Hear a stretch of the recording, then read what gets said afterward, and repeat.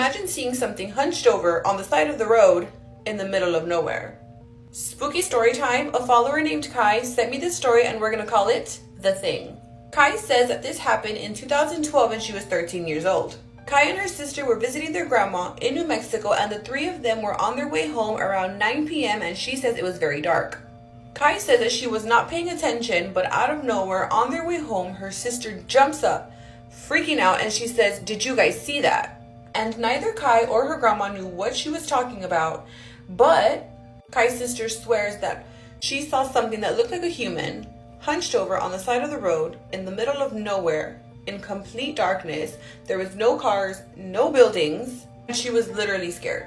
They get home, they get settled in. Kai and her sister are relaxing in their room, just chilling for about an hour, and out of nowhere, their grandma barges into the room, demands them to turn everything off, the lights, the music, and to get down on the floor. They were confused, but they did what she said. As they're laying there, Kai falls asleep, but her sister stays awake a little bit longer. And that next morning, her sister starts spilling the tea. And she tells Kai that her and her grandma were laying there looking around, low-key freaking out, and that they hear something or someone just walking, pacing outside of their room right by their window.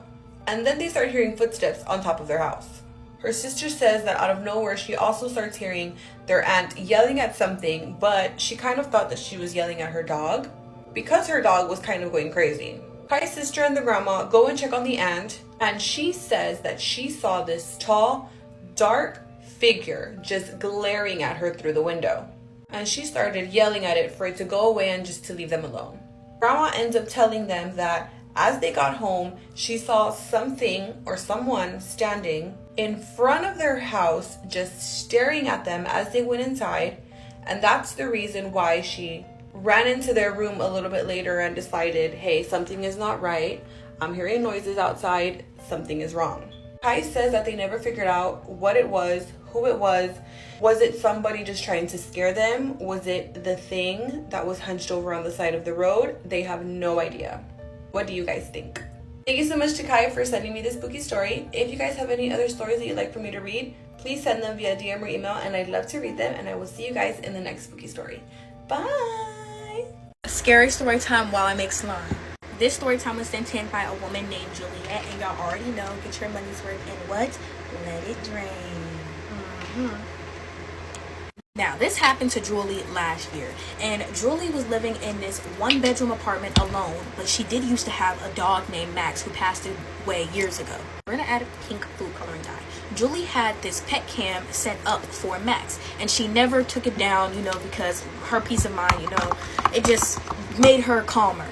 One day while she was at work, she just had this weird feeling to check her camera. She has not checked this camera in years, and she just had this weird urge to check her camera. When she checks her camera, the feed loaded in, and there was a man, tall, dressed in all black, pacing backwards and forth inside of her living room. Now, this kind of made her a little bit unsettled because he wasn't rushing to find things. He was just pacing backwards and forth. And then at one point, he just completely stopped and stared directly into the camera. This freaked her all the way out, and she called the police. While she was calling the police, she's still watching the feed.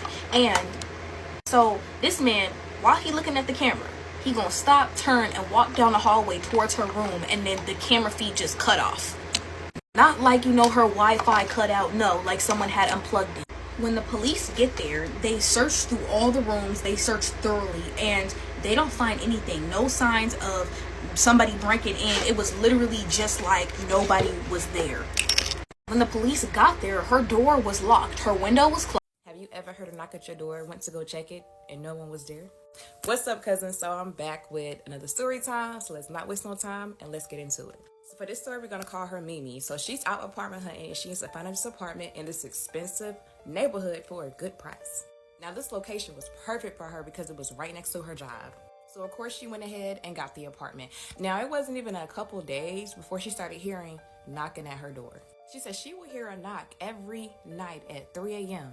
Every night. She would get up, she would look through the peephole, and no one would be there. So after a couple of days of this happening, she just kind of brushed it off because she just figured, okay, it's just some kids playing at her door, knocking at her door, so she thought nothing of it. So the next day, she wakes up, she get ready, she goes to work. Now, while she's at work, her boss asks her because she pulled a double.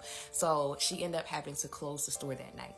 So when she gets home from work, she remembers she has to take a test the next day at school. Yes, y'all, she is in college. So she stays up attempting to study. She's at her dining room table studying for this test she has the next day, but she keeps falling asleep. So she does get up and she makes her a cup of coffee. So even though she didn't have this coffee, she still falls asleep. And what happens at 3 o'clock in the morning? She hears a knock at her door.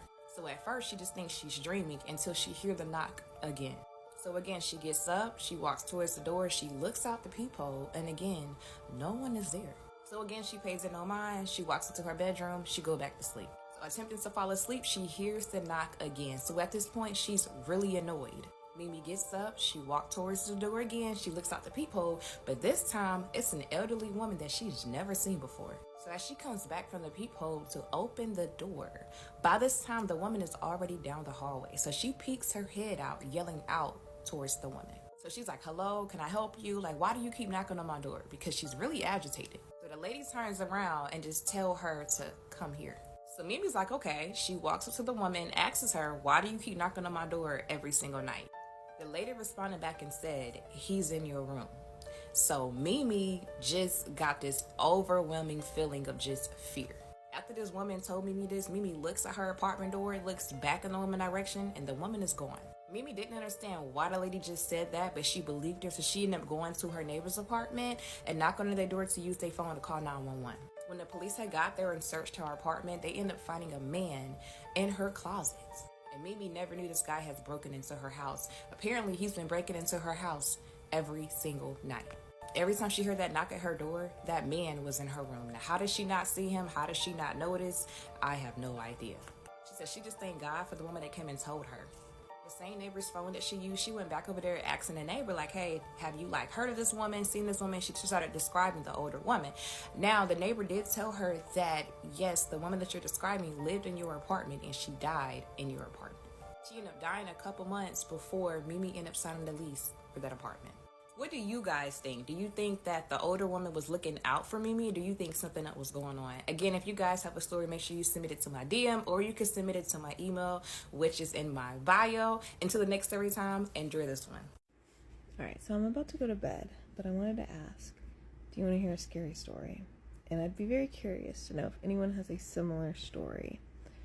So, when I was about 4 years old, my mom and my aunt dropped me and my cousin off at this couple's house. And they were supposed to babysit us so that they could go out. And they were going to come pick us up the next morning. So we go to their house, and they have these 2 daughters. And me and my cousin we're taken to their room because it's nighttime and they're going to go to sleep. And the one girl sleeps on one side of the room and the other one sleeps in the other. And they have these little twin beds. And one of the girls is like, oh, you want to come and lay down with me? And then the other girl's like asking my cousin, you want to come lay with me? So we both go and lay down in these girls' beds. I wake up on the living room floor. Part 1 of Where the Hell Did I Move? Haunted historical house in Appalachia built in the 1800s that used to be a funeral home and allegedly a Civil War hospital edition. Oh yeah, and the only neighbors were not 1 but 2 huge cemeteries, and the backyard was surrounded by the woods. I lived there for nearly 4 years. I do not live there anymore. We all experienced a lot of creepy things while living there, so this is going to be like a really long story time. I take multiple parts, and I have told these stories on here before, not all of them, but some of them, but I got scared and I took them all down. Or when I was talking about it online, it was like it got mad or something. I don't know, but things escalated and got so much worse, so I just took the videos down. Like, for y'all to fully understand the creepiness and all the context behind the story, I need to go back to the very beginning. Let's go back to before I ever moved in. I was living in an apartment with just me and my 2 kids. The reason I was even looking for a house to move into was because a neighbor of mine came to me and brought it to my attention that I had a peeping Tom looking in my back window every single night. Ended up being like a stalker situation where they tried to gain access to my home on several different occasions. This is an emergency call. There is a woman following behind me, and I think she might be trying to kill me. I was just at Chuck E. Cheese Pizza getting a couple pepperoni slices, and she walks into the bathroom as I was taking a pee, and she says, "Were you having pepperoni pizza?" I said, "Yes, I was. What are you doing in here?" And she goes, "That's my absolute favorite. Why don't you go out to McDonald's with me, get a McFlurry, and we can see where the devil has his playground." And I go, "I've got Thanksgiving dinner at my Aunt Rebecca's right now, and then I've just got..." Imagine staying the night at one of your friends' houses, only to find out that it's haunted. Welcome back to Nightmare Narratives, where you send me your spine-tingling ghost stories. It has been a hot minute since we've done one of these, and this one actually comes from my best friend's mom, Tracy. When I was about 12 or 13, I spent a summer with my grandparents in a small town in upstate New York. I made friends with a girl my age who lived nearby, and one night she invited me to spend the night at her house. Oh my gosh, you guys, this story is so creepy and gross. A 33-year-old woman and her boyfriend decided one summer to go backpacking in Arkansas. She said it's one of those states where you don't really ever hear about other hikers visiting, but they really wanted to go for the beautiful landscape and scenery. She said that the rules for this particular area was pretty lax. They didn't really need a permit, and there were very basic guidelines. Not even a check-in was needed. So they planned to do a 6-day hike, 3 days in, 3 days out. She said that the entire time they were out there, they never saw another soul. However, on day 1, when they were prepping to go half a mile off of the trail to find a place to sleep as it was getting dusk, they did come across a 2-person green tent. Now, they said sometimes people who are backpacking are the social type who enjoy the company and hang out and conversation, and other times people keep to themselves. So as they were passing by, they kind of yelled out to make their presence known, but there was no answer back, so they figured they're either not there or they didn't want to be bothered. So they just kept on going a ways away to give them their privacy, and they set up camp for the night. Everything was normal. So they continue on and had a great time, and then on day 5, on their way back, after they totally forgot about Green Tent Guy, they came across the tent again. She mentioned that it was kind of unusual because usually people who are backpacking tend to keep on moving. They don't usually stay in one spot for long. They noticed from quite a distance that the tent flap is open. So the boyfriend wants to go check it out and make sure everything's okay because he thinks it's weird and what if somebody's hurt. She doesn't really want to do that, but he assures her that everything is going to be fine. So he yells a greeting out again from a bit of ways away, and then they continue walking towards the tent. So she says when they got within about 20 yards of the place, a huge smell of decomposition hit them like a brick wall. So they stop dead in their tracks and they look at each other, and he says to her, "Oh my gosh, what if we're about to find a body?" The thought of it makes her skin crawl. She does not want to come across that, but they keep approaching. And she said as they got closer and closer, the smell just kept intensifying. They were sure they were going to walk in on a poor, unfortunate camper. But she says what they found was worse than that. Okay, I'm going to try really hard to explain this to you with as much detail as I can without being too graphic and getting in trouble on this app. She says outside the tent was 4 deer legs that looked like they had been cut off most of the way and then ripped off to finish the job, just laying all around and covered in flies. And then inside the tent was the body and head of the deer, but it was swaddled in a blue blanket with blood soaking the bottom area where the legs used to be. She said it was laying on its side with its bottom facing the tent's entry. And how do I put this?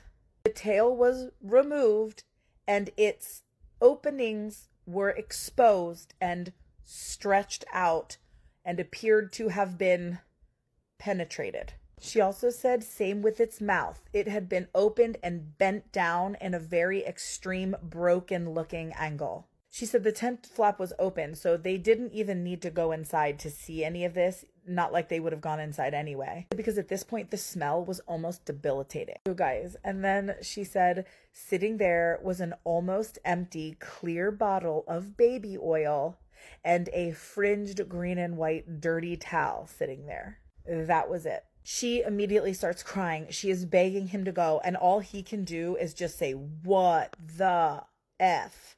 She said that at that moment, they just booked it. They kept running and they didn't stop until they couldn't run anymore. They wanted to get as far away from there as possible. And it got to the point where it was getting dusk now, so they needed to set up camp. So they ended up setting up camp, but they didn't have a fire and they didn't cook. They didn't want anything sort of bringing the attention to them in case that this creep that did that could like somehow track them and make them his next victim. They tried to go to sleep, but every little noise kept them awake. They were just absolutely terrified. So just when it was about light enough to see the next morning, they tore down the camp and they booked it out of there. And they did say they stopped at the ranger station on the way out to let him know what happened. He took down as much information as he could, but they don't really know whatever came of it. They also said that since then they have shortened their hiking trips to no more than 4 days, and they are way less likely to try to interact with fellow hikers as they pass through. Guys, what in the F? Let me know your thoughts in the comments. I mean, I really used to like camping, but the more I tell these stories, I don't know. And if you haven't already, don't forget to follow for more creepy story time. I lived in a haunted house for 10 years. Most people visit haunted houses for fun. I slept in one every night for 10 years. Let's talk about it. What's up guys, Bay Area Jules here, and welcome back to another episode of my series, Boo in the Bay, where in honor of spooky season, I am unpacking all the lore behind some of the Bay Area's most haunted and sinister locations. And today's video is a little bit different. Normally I'm covering places that are open to the public, that you've heard of before. But today's story is my own story to tell from my own haunted house that I lived in from the time I was 15 until I was 25. So throughout the course of 10 years living there, so many things have happened, and not just to me, but mainly to my sister and my mom. So if you guys like this story, I have so many more stories of things that have happened in that house, and hopefully I can try to convince my mom or my sister to come on here and share a story from something that happened to them in that house. Because I feel like more of the crazier things happened to them. Okay, so let's get into a little bit of a backstory. This is what the outside of my home looked like. This was our front door. This was our kitchen. Would you let your kid play with a Ouija board? Yes or no?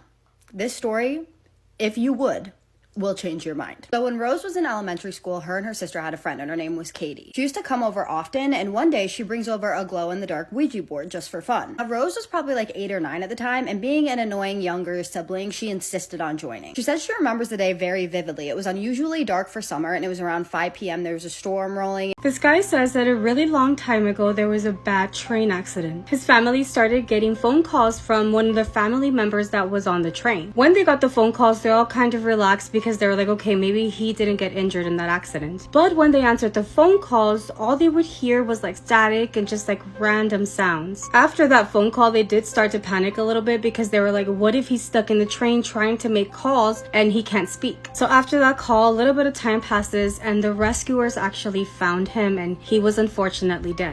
Aloha mai katou. Okay, so stay if you like to listen to my spooky story. So I've always been sensitive to stuff, hearing stuff, feeling stuff, knowing stuff before it happens. So I mean, that freaks me out. Like, I try to block everything. I'm so scared of ghosts and spirit and whatever, anything I can't see. I'm like the biggest chicken. So this is a story when my mom was really sick in the hospital on her last stretch before she passed away in 2013 of breast cancer. I brought my mom to the hospital. I rushed her to the hospital because she fell, and she was lying in her bathroom for about 6 hours before anyone found her. I don't live with her, so my auntie called me and said, come get your mom and take her to the hospital. So I took mom hospital. Turns out she had pneumonia, along with her breast cancer. And I found out she had an Over the past month or so, I have posted a series of stories, real-life scary story times of supernatural experiences that I experienced growing up. And these were all a cause of when my father, when I was a child, started dabbling with the occult. My family and I did not ask for these experiences. We didn't solicit them. We didn't want them. We hated them. And part of the reason that I'm on here is to let you know that these things are not something good. My intention was never to. I took a candlelight ghost tour. One of the haunted tour spots is a sculpture that looks just like me. Delve into the city's eerie past with a guided tour of its most historic and haunted locations. Real history, real ghosts, real scary. The ad for the candlelight ghost tour was accompanied by a host of 5-star reviews. I went out of curiosity. You've heard of the Charlie game, right? Well, if you haven't, it's like Bloody Mary, but way, way worse. With Bloody Mary, you turn off all the lights, you turn the water on or something, and then you say Bloody Mary's name 3 times. Then your friend would grab you, you'd run out of the bathroom screaming, and it was all fun and games because you got scared, right? It's scary, but it's okay because we all know it's a game, right? But what about when it's not just a game? I can't believe I'm doing this makeup look, but you guys asked for this. You guys wanted Bejeweled Shrek, so here it is. Anyways, me and my friends were hanging out in the basement. We were eating pizza and playing the Nintendo Switch. Then Jonah looked to me and asked, "Do you know the Charlie game?" At first I thought he was talking about a new game on the Switch or something. He told me you go into the bathroom and you turn off the lights. Then you knock on the mirror and you look for Charlie. If you see— Can we show him the older homestead? Yeah, let's go. As you know. No, it's not. No, it's not.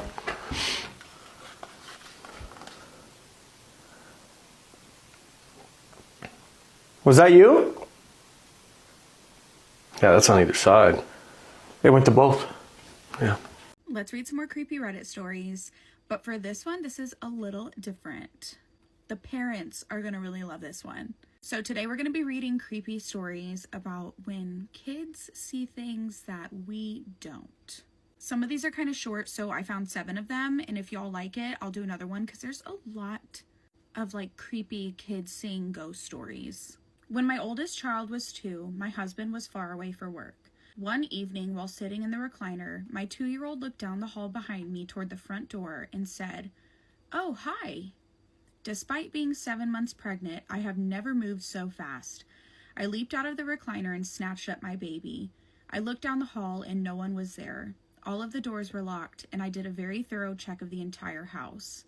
No one was in the house. I ended up having her sleep with me that night and placed several baby gates in front of my bedroom door, stacking them, so that I would hear if anyone tried to come in. I have no idea who my daughter was addressing, but it still freaks me out to this day. We took my 3-year-old daughter to meet my wife's grandmother, who lived on the other side of the country. We walk in the house, and my daughter doesn't even look at her great-grandmother, but instead goes straight over to a picture of her. Hey everyone, get rid of me while I tell you about the scariest thing that ever happened to me when I was younger. I think about this night a lot, and every time I think about it in the middle of the night, I have to turn my light on. I don't do story times, but if you guys like them, I might make more, because I got some crazy stories in my life. I have moved, like, over 10 times, because my dad was in the military. Hi guys, so today I'm going to give you a story time of my first paranormal experience while I do henna. So this is my henna, and I just have, like, stencils. So basically I was about 9, 10, 11 years old. I don't really know when exactly it was, but it was when I was young. And basically how it worked was, me and my brother shared a room, but he used to sleep with my mom, like, in her room, which was down the hall. And I slept on the top of the bunk bed in my room, which was supposed to be my brother's too, but he didn't want to sleep in there. So I was at the top of the bunk, and he would sleep, like, go to sleep in there, but then he would leave, like, to go to my mom's room because he got scared in the dark. And mind you, in this house, like, my old house, at my mom's house, I would, like, feel something, like, scary, like, in that room, like, always looking at me, or I would hear, like, little kids, like, running in the hallway, or something like that.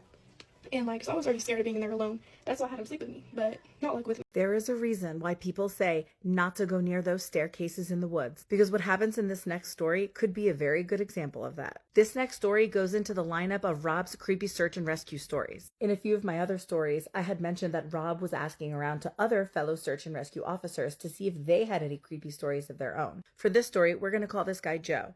Joe says that a few years ago, he and his girlfriend were out camping. They were camping about 2 miles out from the road. When they went to bed— If you don't believe in curses, you might want to watch this video. I was just watching one of my favorite paranormal shows of all time, Scary But True, the Bodie episode. So Bodie is a ghost town. It's an abandoned ghost town located in California, and people believe if you steal anything from Bodie, so whether it's a rock, a nail, some sand, like whatever, bad luck will follow you home. Those who have stolen from Bodie, they claim that they've experienced sudden accidents, the most random illnesses, misfortune is a big one, and terrifying nightmares. Through the what? I feel this is probably a good time to do my date story time because I'm hiding from the movers that are undoing my entire house right now, which I woke up and was face to face with 3 teenage boys this morning, so I feel like it can't get much worse. So let's do my worst date ever of 2026.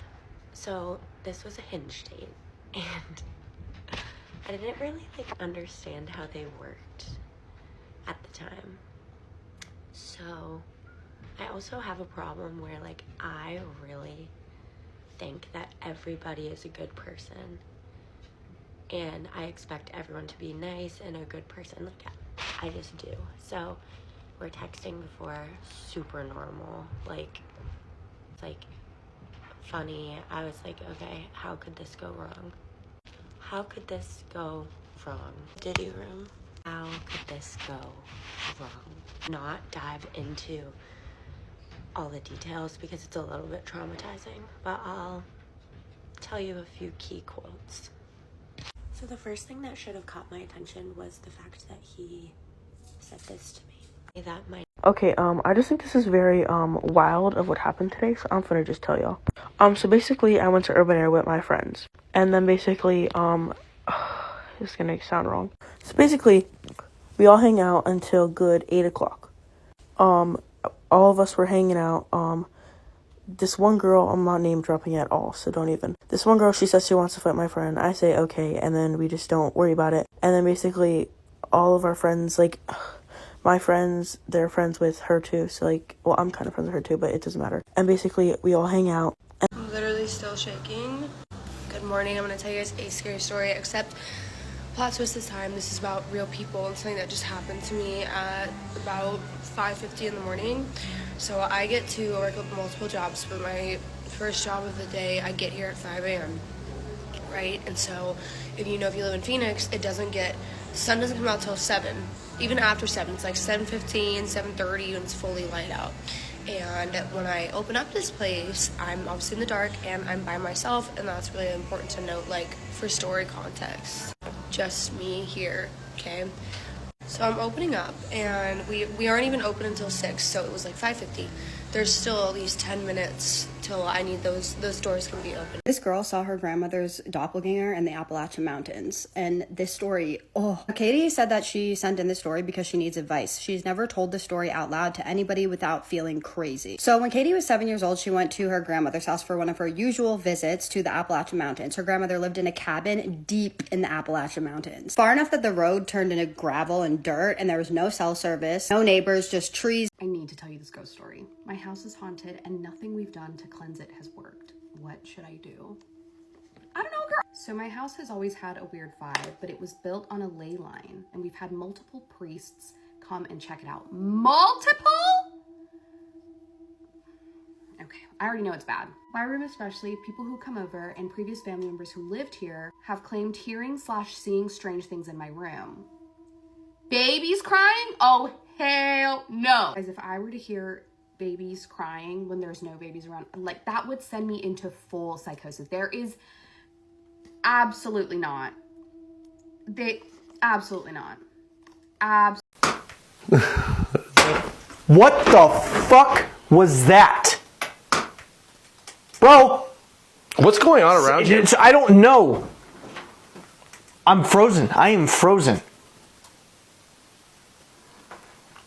Did the window break? If you don't like dolls, you are not going to like this story, so just a scroll. So tonight's somebody's name is Evie, and when Evie was younger, she was in a sports camp. So basically, her and her friends liked to do this thing where they would annoy people. They would go around and they would knock on people's doors. It was kind of like a ding-dong-ditch situation, and they would do this repetitively. And so one day, they're doing this. Knocking on all these doors, people are answering, people are getting really annoyed, and then they get to this one door, and it's called door 36. It's important to note that their trainer told them that every single room was full.